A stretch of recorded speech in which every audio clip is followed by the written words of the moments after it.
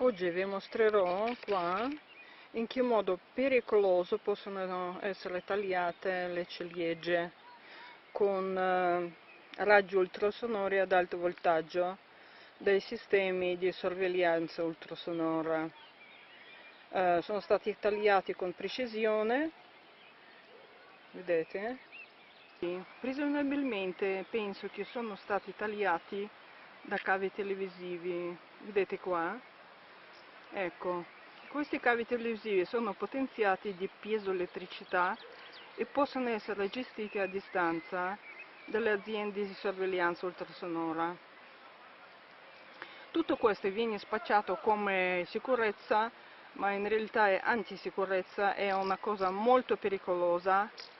Non è assolutamente spiegata dalle aziende che installano abusivamente questi aggeggi nelle proprietà delle persone ignoranti o cattivi. È molto difficile combattere perché si trovano nella proprietà privata e bisogna stare attenti per non essere feriti o anche uccisi. Io personalmente sono convinta che tutta la storia di coronavirus è legata all'omicidio con ultrasuoni ad alto voltaggio.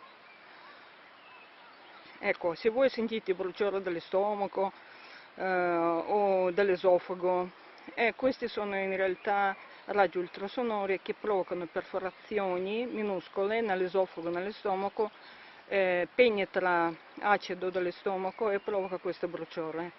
E tutto è molto facile spiegare. Ecco questo albero. Non tutti i frutti, ma alcuni frutti sono stati danneggiati. Ad esempio questo è un altro, come vedete ciliegia alta danneggiata.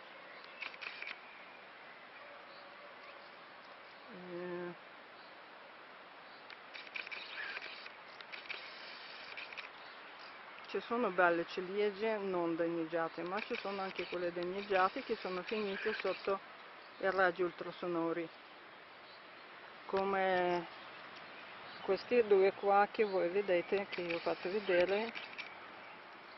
Prima erano attaccati all'albero, adesso li ho tolti poco tempo fa, proprio per filmarli meglio. Ecco, vedete la differenza? Proprio sono stati tagliati nettamente. È pericolosissimo.